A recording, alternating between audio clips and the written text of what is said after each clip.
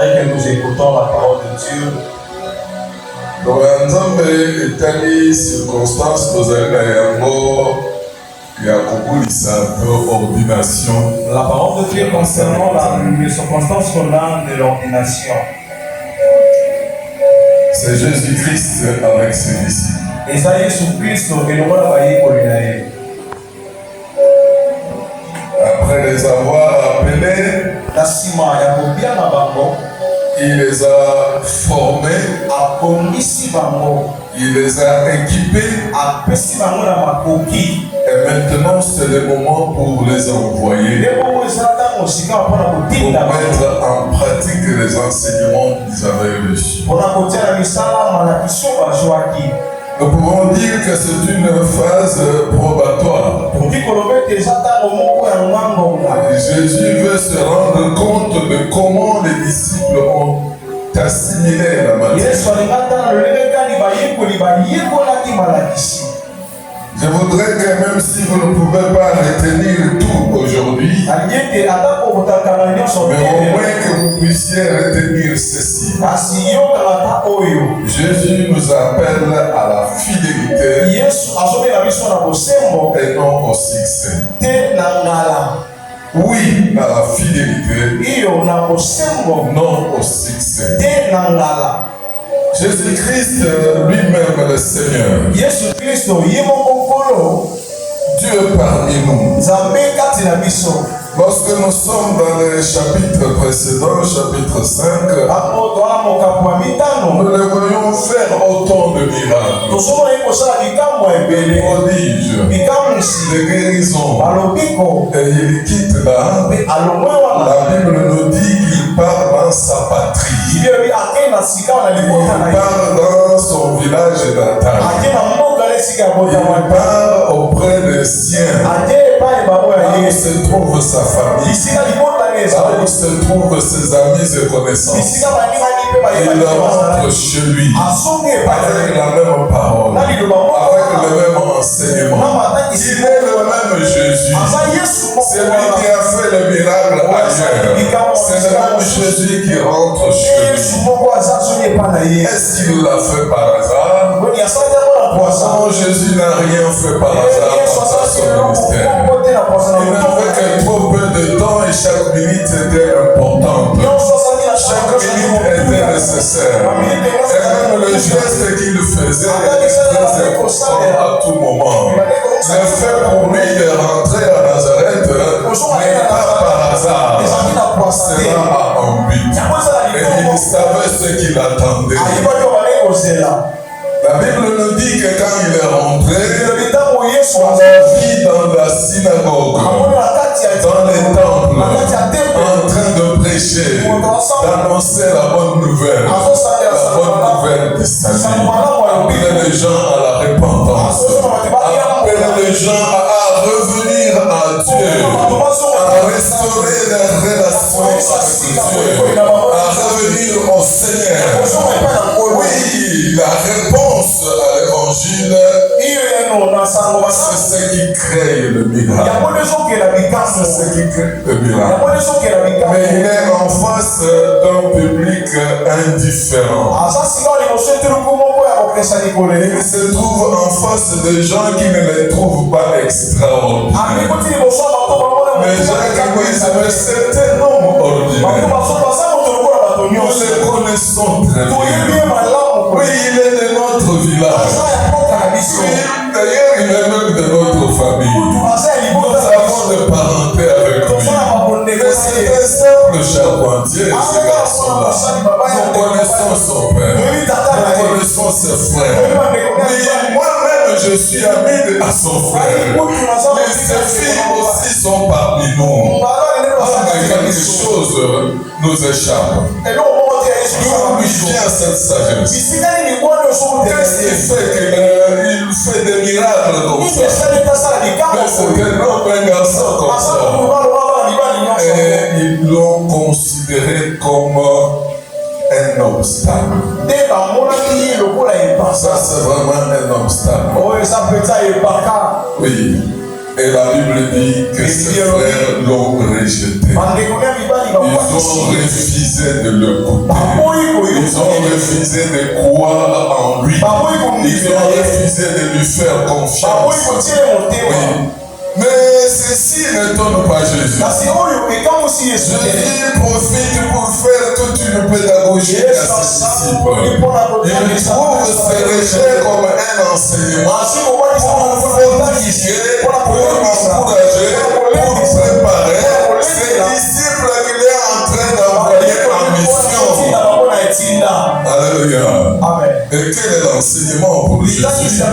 Au lieu de se décourager, il comprend que les autres ont toujours compris, mais que les disciples risquent de ne pas comprendre. Il leur dit, un prophète ne rejeté que par les siens. Un prophète ne rejeté que par les gens de sa maison, que par les gens de sa famille, que par ceux qui lui sont proches.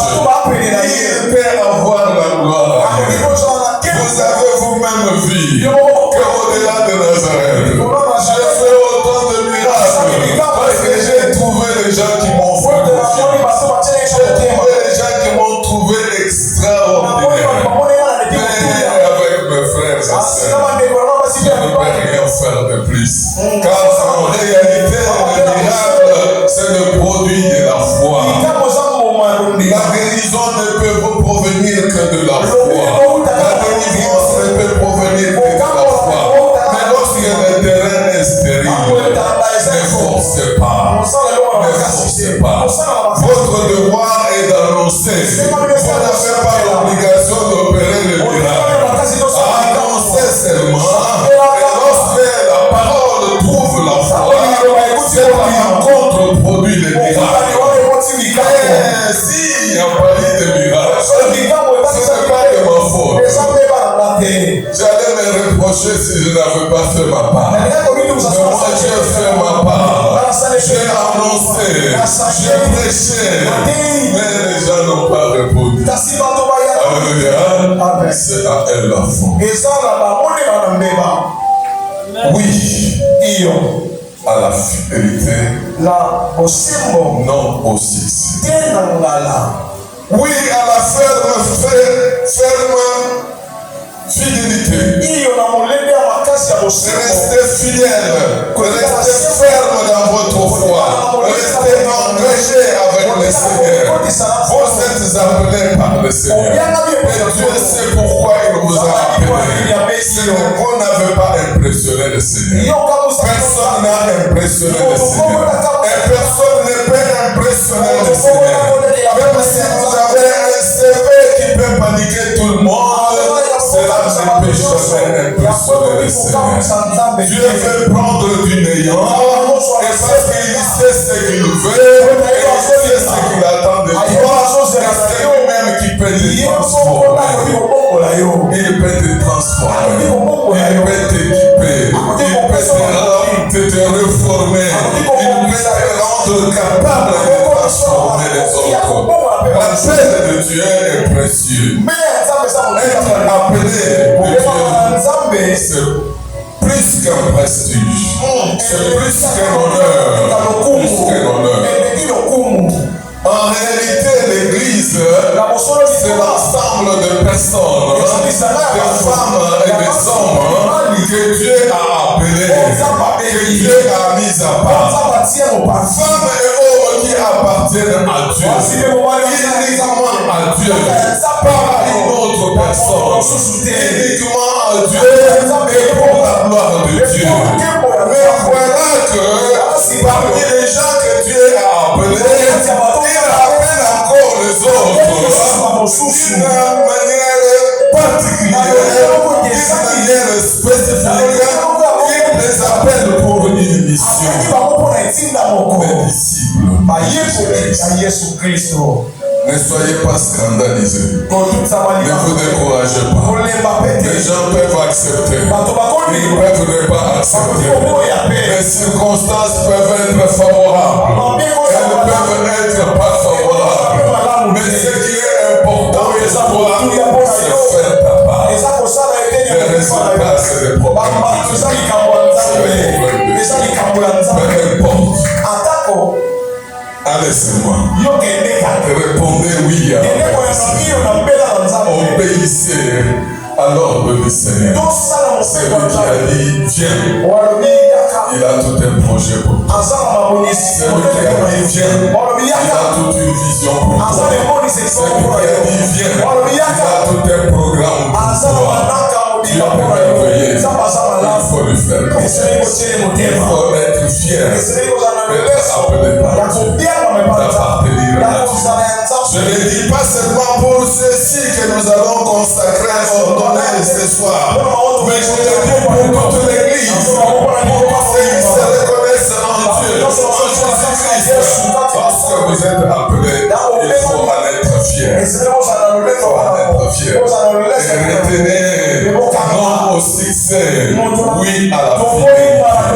Dieu a besoin de serviteurs et de servants fidèles. Ceux qui sont fidèles, ceux qui sont fidèles. Et il les appelle.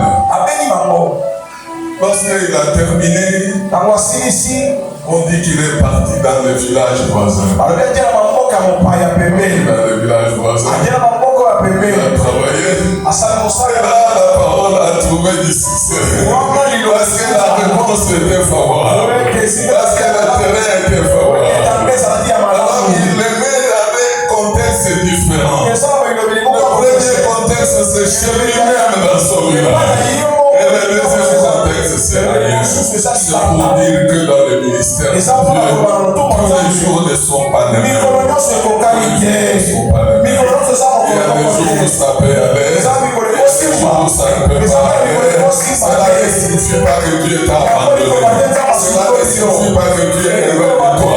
Dieu est avec toi. Mais qu'est-ce qu'il attend de toi? La fidélité. Il reste fidèle. Il le prend les 12. Il faut s'attirer la ville avec l'évangile. Il faut appeler tout le monde à rentrer, à revenir à Dieu. Que tout le monde revienne à Dieu. Que les gens écoutent la parole. Qu'ils se répandent. Et qu'ils acceptent la parole. Cela allait être facile. Que les 12 partent un à un. Mais Jésus a une stratégie. Il ne veut pas les envoyer un à un.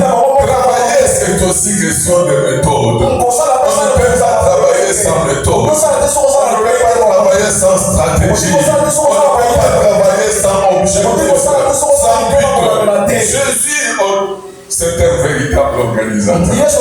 Il s'est organisé le temps. Il dit, vous allez partir des années. Vous allez partir des années. Alors, voilà maintenant, quand il faut partir, il leur donne des instructions précises. Il donne des instructions précises. Il dit, quand vous partez, oui, je sais que vous allez partir. Mais lorsque vous partez, ne prenez rien. Ne prenez rien. Peut-être un bâton. Parce qu'à l'époque, selon le relief, là où il y a des pierres, il y a des montagnes, il y a des sables, on se sert de bâton. On se sert de bâton pour ne pas se fatiguer. Oui, prenez le bâton. Oui, vous avez des sandales. Prenez seulement pas de paires, hein? Pas de paires de sandales. Vous avez des chemises. Pas de chemise. Pas de chemise de réserve. Pas d'argent. Pas de pain. Mais nous allons à la mission. Pas de pain. Pas d'argent. Pas de chemise de réserve. Pas de sandales de réserve. C'est l'instruction position ferme. À prendre ou à laisser. Ou vous voulez partir, ou vous ne voulez pas partir. Mais l'appel de Dieu est irrévocable. Quand Dieu appelle, il n'y a pas de chemin de retour. C'est le sens unique. Vous êtes déjà engagé avec le Seigneur. C'est jusqu'à la fin. C'est jusqu'à la fin. L'appel est irrévocable. Alors c'est apprendre. C'est apprendre. C'est toujours apprendre. Ce n'est pas à laisser. Parce que vous êtes déjà dedans. Bien-aimés dans le Seigneur. Vous êtes déjà dedans. Chers frères et sœurs, vous êtes déjà dedans. Et sur ce chemin, il n'y a pas de possibilité pour rentrer en arrière. Sur ce chemin, on ne fait qu'aller. En avant. Toujours en avant. Vous ne prenez rien. Oh oui. Et lorsque vous entrez dans une ville,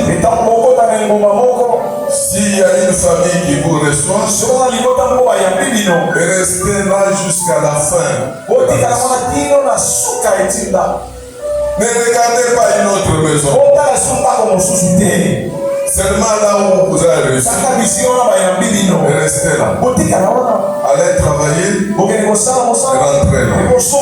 Allez travailler, rentrez là. Alléluia. Nous connaissons que dans une ville, il y a des maisons de plusieurs catégories. Et peut-être que nos yeux peuvent nous tromper. Mais Dieu seul connaît le cœur des gens. Et Dieu seul connaît la place qui nous convient. Dieu seul connaît la meilleure famille pour nous accueillir, pour permettre de faire le travail. Là où vous allez entrer, c'est là où vous allez rester tout le temps de votre mission. Et si dans une ville, il y a quelqu'un qui refuse de vous recevoir, ou la ville refuse de vous recevoir, ce n'est pas un problème. Ce n'est pas un problème. Quittez cette ville-là, allez vers une autre ville. Mais avant de sortir, secouez même la poussière de vos sandales. Comme témoignage que vous vous êtes séparés. Et cela représente un jugement le dernier jour. Et ce jugement-là n'est pas à comparer à celui de Sodome et Gomorrhe. Et cette ville-là qui était brûlée dans le feu. C'est-à-dire que le jugement sera plus grave. Alléluia. Allez. Apparemment, Jésus les a envoyés à vide. Mais en réalité, Jésus ne les a pas envoyés à vide. Jésus veut leur donner l'occasion d'expérimenter davantage de la relation avec Dieu. Jésus leur donne l'occasion d'expérimenter l'existence même de Dieu. Dieu existe. Et il faut lui faire confiance. Dieu existe. Et il faut compter sur lui. Compter sur le Seigneur. C'est lui qui vous a envoyé. Il faudrait que vous puissiez vous remettre entièrement à lui. Dépendre totalement de lui. Dépendre de Dieu. Et vous irez très bien. Dépendre de Dieu. Et vous verrez les merveilles de son appel. Vous verrez les merveilles de son appel. Dépendez uniquement de Dieu. Dépendez uniquement de Dieu. Oui, ce sont les choses qui dérangent le ministère aujourd'hui. Aujourd'hui, ce sont les choses que nous voulons mettre devant. Jésus donne la priorité ailleurs. Nous avons changé les choses. Aujourd'hui, l'argent est prioritaire. Aujourd'hui, la gloire est prioritaire. Aujourd'hui, à manger, c'est prioritaire. Aujourd'hui, s'habiller, les griffes, les fashion, c'est devenu prioritaire.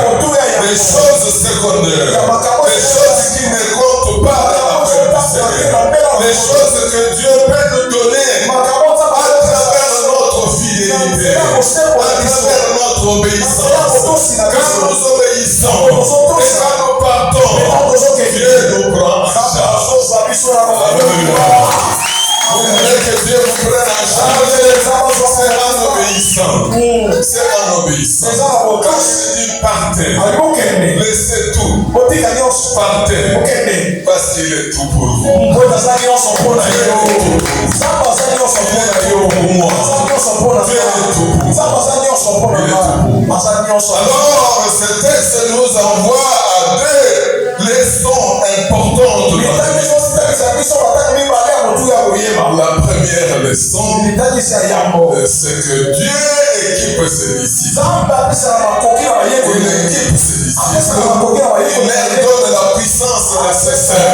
Et vous êtes là. Dans quelques minutes, vous serez investis de pouvoir.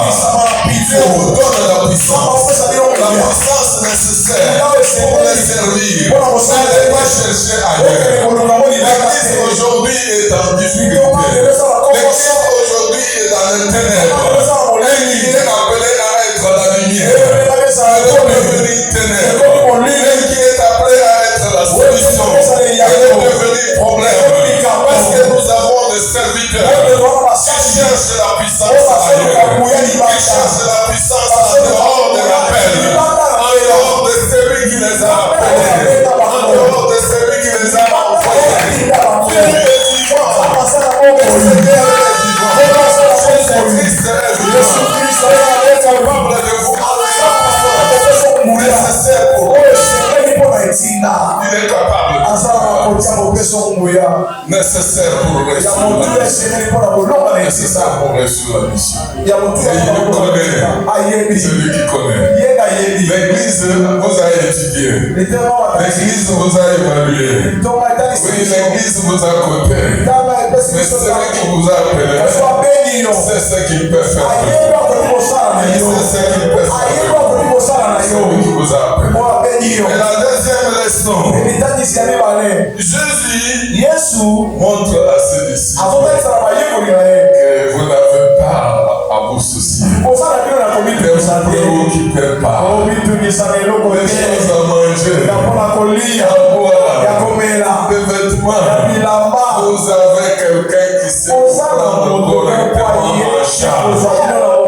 Notre Dieu n'est pas pauvre. Notre Dieu n'est pas pauvre. Il est capable de vous prendre correctement. Plus que ce que vous pouvez faire vous-même. Plus que ce que les hommes peuvent faire pour vous. Jésus est capable. Il est capable. Maintenant, 27 ans de ministère pastoral. 27 ans de ministère pastoral. J'ai expérimenté de la puissance de la fidélité. L'efficacité de la fidélité. Ne cherchez pas de succès. Ne cherchez pas de succès. Dieu a un chemin pour vous. Dieu sait vous élever au moment nécessaire. Mais il va vous trouver où? Où est-ce qu'il va vous trouver? Il faut qu'il vous trouve quelque part. Dans l'obéissance. Dans la fidélité. Restez fidèles au Seigneur. Le contexte actuel est très difficile pour que les serviteurs de Dieu restent fidèles. Oui, nous sommes entrés dans le piège de concurrence. Nous faisons la concurrence avec qui? Et pour arriver où? Il y a quelqu'un qui m'a appelé. Il y a quelqu'un qui m'a envoyé. Il y a quelqu'un à qui je dois faire le rapport. Il y a quelqu'un qui doit me payer. Je fais la concurrence avec qui? Je fais la compétition avec qui? Non au succès. Oui à la fidélité. Ferme fidélité. Les yeux nous trompent. Les oreilles aussi. Mais la fidélité ne trompe jamais. La foi ne trompe jamais. L'obéissance ne trompe jamais. Le Dieu en qui nous avons cru, le Dieu qui nous a appelés, le Dieu qui nous a envoyés, ne nous décevra jamais. Ne perdez pas le temps pour chercher le Seigneur. Faites tous les efforts pour rester fidèle au Seigneur. Ne perdez pas le temps pour chercher la gloire. Faites tous les efforts pour être obéissant à l'ordre du Seigneur. C'est lui qui nous a appelés. Restez fidèle. Obéissez à sa parole. Voilà ce que je pouvais partager avec vous. Dieu nous aime et il nous appelle à la gloire. Et cette gloire passe par la fidélité, par l'obéissance. Restez ferme jusqu'à la fin. Servez Dieu jusqu'à la fin. Quel que soit votre appel, appelez à être pasteur, à être évangéliste, à être diacre, ancien, vous n'avez qu'un seul qui vous a appelé. Et la Bible nous dit que celui qui nous a appelé est fidèle. Parce que Dieu est fidèle, il a besoin aussi de serviteurs et de servantes fidèles. Nous devons être comme notre Père. Que Dieu bénisse ce message.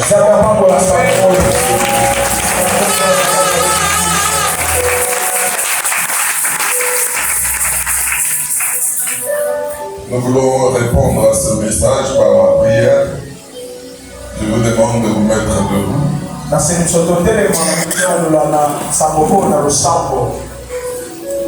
Nous allons prier pour dire merci à notre Seigneur qui a pourvu à notre besoin cet après-midi, ce soir. En nous donnant cette nourriture sacrée. Nous allons aussi prier pour prendre un engagement avec lui.